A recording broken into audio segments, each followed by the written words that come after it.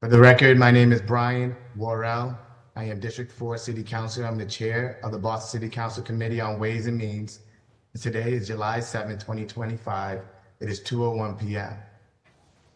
In accordance with Chapter 2 of the Acts of 2025, modifying certain requirements of the open meeting law and relieving public bodies of certain requirements, including the requirement that public bodies conduct this meeting in a public space that is open and physically accessible to the public, the City Council will be conducting this hearing virtually via Zoom.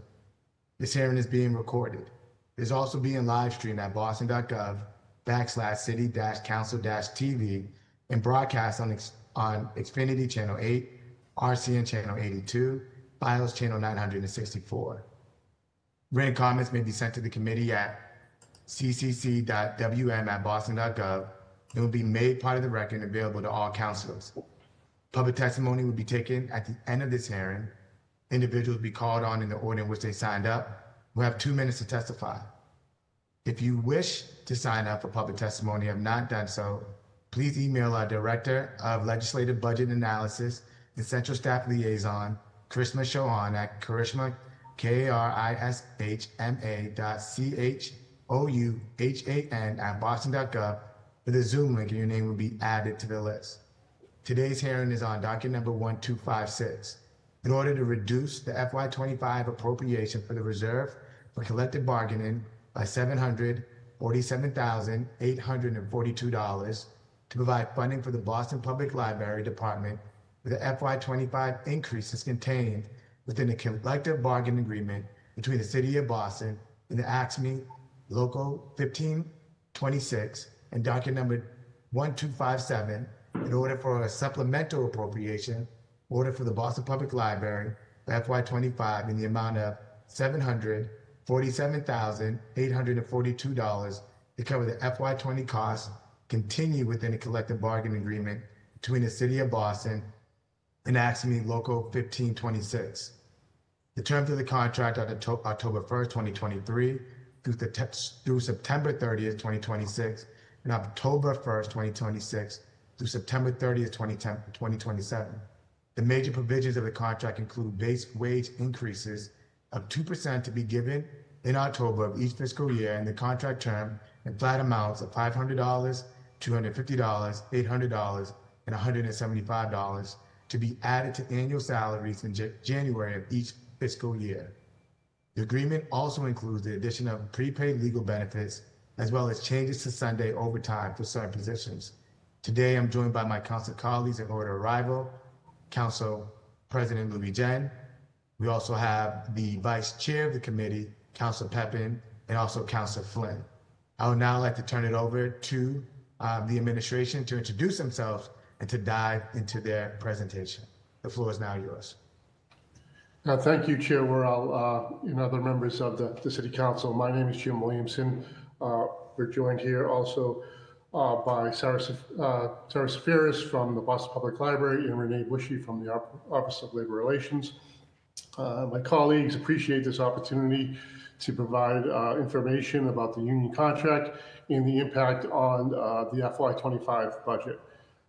We appreciate the shared responsibility the City Council has jointly with the administration to manage and safeguard limited public resources and to play this critical role to the citizens of Boston. I'm here to address the 2 appropriation orders before you and the budgetary transactions they represent. As was just provided an overview, dockets 1256 and 1257 both increase the Boston Public Library's budget and reduce the collective bargaining reserve by the same amount of $748,000. The FY25 budget had within it a reserve for collective bargaining provided for this purpose specifically. For these so far through FY25, which is actually concluded, there have been 18 collective bargaining agreements that have been put forward and approved by the Boston City Council. And with this 19th supplemental, the aggregate amount of approved has been $48.3 million. For the 3 collective bargaining supplementals that sort of were during FY25 that were were settled after the filing date of the FY26 budget, we will also submit corresponding FY26 supplementals to move those dollars. With that, I'll turn it over to members of the panel, or if they have any additional comments they want to make. Or... Hello, Chair Worrell and City Councilors.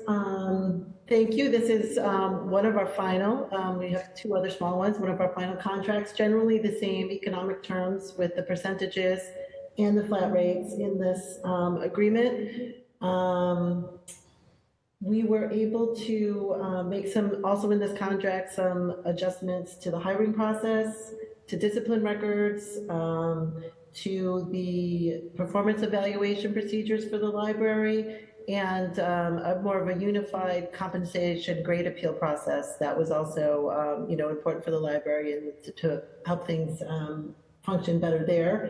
As far as the employees, they will receive sick time during probation under this new agreement. They are getting prepaid legal services. Sunday overtime affects a group in non-facilities employees in Central. That's more along the line with what the librarians get. And we also were able to, some of the lower paid library assistants, we were able to start them at a step 3 rather than a 1 or 2. So affecting some of the lowest paid workers in this group. It was a lengthy process, and we're happy to have this resolved, and we look forward to getting it funded. Thank you. Thank you. I'll now turn it over to my council colleagues in order of arrival for any questions, starting with Council President Louis Jen. Council, the floor is now yours. Thank you, Mr. Chair, and thank you again to Jim and to Renee for all the work that you do. It's nice to see this steady pace of us settling contracts, and I know that it's a lot of work on your end. So I just wanted to say thank you, and I know that it's not everything that workers wanted, but it was a good compromise in moving folks in the right direction, especially with respect to pay for our important library staff. I just have a general question in terms of, so we have our librarians and we have library staff. Do you know the number of different unions that represent library, people who work in libraries generally? Is it AFSCME, and I know that there's one specifically for AFSCME and PSA are the unions in the library. And in the library, okay, thank you. And so this, they've been out of contract since October 2023.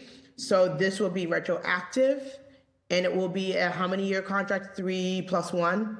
Yeah, 3 and 1. It's a 4-year contract, similar to what we did for other groups. Yes. And that means in October 27 is when we will see it again. Correct. Okay. All right. Those are my questions. I look forward to supporting this, and I just wanted to again give a big shout out to all of the people who are doing the work to represent the workers at the library, including Elisa, the president of AFSCME, and so many people who are doing important work. I'm a library kid, and so anything we can do to support our libraries is super important. Thank you. Thank you. The chair now recognizes the vice chair of the committee, Vice Chair Pepin. The floor is now yours. Good afternoon. Thank you, Mr. Chair. Can you hear me well? Yes. Perfect. No, I just wanted to, first of all, thank you for hosting this important hearing, and thank you to the admin for being here and sharing the updates on these very important contracts with these city workers. I want to make sure that all of our city workers are paid appropriately, and making sure that we're coming up to bargaining agreements that give them the best deal as they are working every single day to make our city a better place. So to the librarians, to AFSCME, to just anyone that plays a role in the city, just thank you for all the work that they do. Madam President took my question in regards to how long are these contracts for, so I just want to make sure that we are continuing to have productive conversation with our workers and the union representatives to ensure that they're paid and treated respectfully moving forward, and just making sure that I'm sharing my appreciation to both sides here, to the administration, to the workers, for everything that they do. But that's it for me, Mr. Chair. Thank you, Councilor. The chair recognizes Councilor Flynn. Councilor, the floor is now yours. Thank you, Mr. Chair. Jim, can you repeat those numbers again for me, the pay increase numbers? The percentages? Yep. Sure. So it's basically 2% in October, but then added to that is flat amounts. So I think in January 2024 is $500, January 2025 is $250, January 2026 is $800, and January of 2027 is $175 added to the base pay as well. Jim, is that the best we can do, is a 2% plus at this time? Yes, that's what's been agreed to, and we think that's. No, I know it's been agreed to, but is that the best the city can do in terms of giving these dedicated city employees a fair wage increase? 2% is the best we can do? 2% plus the lump sum, which calculates more than a 2%, based on where you are on the scale. But Okay, yes. I'm supporting this. I think it could be higher, but 2% with inflation in the city and the cost of housing is, to me, it's not much of a pay raise. In fact, it's almost a cut and paid, factoring in inflation and cost of goods and services. But that's just my opinion. Was there any language in there specifically about any workers that are veterans and how we are supporting veterans that might be library staff? No, we don't have anything in this contract about veterans. And could I respectfully ask why? It wasn't raised by either side.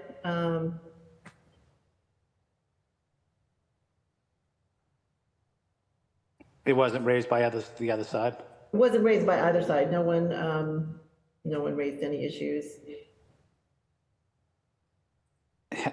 How are the rank and file workers, are there any issues in terms of any of the workers not being paid for any specific reason, such as being out on medical related issues?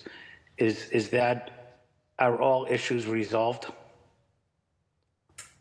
I don't know if there's any pending grievances. I'd have to check the files. We have resolved several recently, but there could still be some other medical things. I'd have to check the file and get back to you. Okay. Is there anyone else that could provide me any information on that question or a response to it? I don't know, Sarah, do we have any outstanding medical grievances? I don't believe we do. I think we've settled things recently. Counselor, I can check for you with Renee, but I don't think there's anything pending. Okay. Yeah, if you're able to check with me, Sarah, I just want to make sure that any employee that has any issues in terms of not getting paid because they might be sick or they might be hospitalized or for whatever reason, I do think it's important for us to support those dedicated city employees. Just my opinion. Sure. Yeah, we're not really able to discuss employees' medical issues at a city council hearing. Those are personnel issues that we probably wouldn't, be sharing publicly. Well, Renee, I didn't ask for any names or anything. I just asked if there are any specific cases. So that's the reason I asked, because I want to do my due diligence to support any city employees, but I did not specifically ask for any names. Okay, I don't think we have anything else. We don't think we have any medical claims pending. Okay, is someone going to get back to me and at least confirm that for me? Yes, Counselor, I'll follow up with your office. Thank you, Sarah. Mr. Chair, I have no further questions. Thank you, Councilor Flynn. And again, thank you to the administration for being here today, for getting the CBA done. Big shout out to our Boston Public Library staff and the union for continuing advocating for more benefits and stronger wages for our city employees. I do have a few questions One is around the added agency fees to be deducted alongside union dues. Not sure the administration will be able to answer that, but what do agent fees include? And can you explain the reason behind this change? Sure, I can take that. That's mostly a housekeeping issue. It has to do with the Janus decision from the US Supreme Court that you can't charge agency fees to public employees. So we just cleaned up our language to remove the agency fees and keep the union dues in, just kind of complying with the Supreme Court law on that. So it's kind of a housekeeping decision, just following Supreme Court decision. So we're deleting the agency service fee part. Thank you. And then can you elaborate on the quarterly manager meetings to evaluate hiring practices? What have been the outcomes from past meetings? And then what are the goals for these next 3 years? And then also, like, how would you measure outcomes and what metrics would be used? I might look to Sarah because I don't really do these meetings. Can you comment on these manager meetings? Sure, we haven't started them yet. That was just what we've agreed, that we will meet quarterly with 1526 to talk about hiring. I think, I don't want to speak for them. I think part of the conversation at the table was really just to make sure that we are focused on our vacancies, that we're filling positions quickly and fairly, that we're getting good candidates for our positions, and just trying to make sure that we have a workforce here at the library ready to do good work. So I think the quarterly meeting be a way for the union to have some transparency into hiring processes, which we're happy to do. And the performance evaluations may be completed by an employee's supervisor outside the bargaining unit. When and if this is the case, how do you ensure evaluation practices align with the union's contracts that employees stay protected? I'm not sure I understand the question. How does it align with the union's contract? Yeah, the evaluation, seeing that they're being completed by a supervisor, how do we make sure that those evaluations are that the employee is still protected by the union after those evaluations? Well, Because they're done outside the bargaining unit.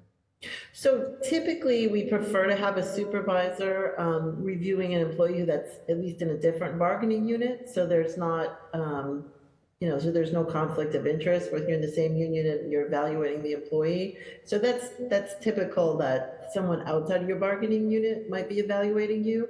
You're still doesn't change their just cause protections or anything like that. Like, if they didn't, if they were disciplined or something, and that's, I don't think the intent of our evaluations, but it doesn't change their status or any of their other protections in the collective bargaining unit or agreement. Okay. Those are all my questions. I don't know I don't think we have anyone. Oh, we do. We have one person signed up for public testimony. So we will now move on to public testimony. If you'd like to testify, you could please email Director of Legislative Budget Analysis and Central Staff Liaison Karishma Chauhan at karishma.chauhan@boston.gov for the Zoom link. Your name will be added to the list. After you have signed up, you'll be provided with the hearing Zoom link.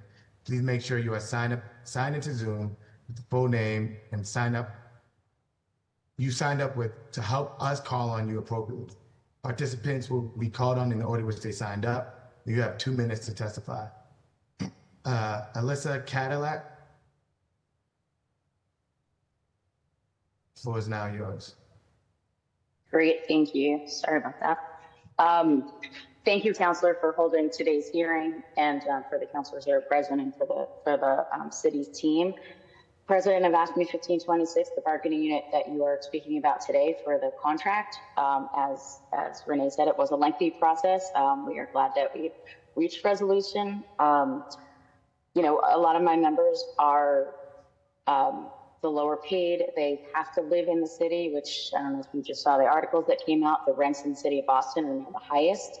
They top New York City in that. So to Councillor Flynn's point, the 2% increase, while is a start with the base wage increases on top of it, is certainly a start.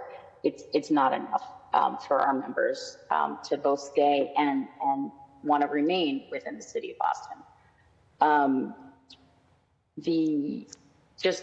I heard some of the questions, so I'm happy to sort of on some of that is with the performance evaluation. We still do have our appeal process, and a lot of times in the library, it is actually a supervisor within the unit that is doing it. So we, to Renee's point, we're not losing any protections there. We had asked for quarterly meetings. We had previous meetings on a regular basis with the prior administration, prior human resources.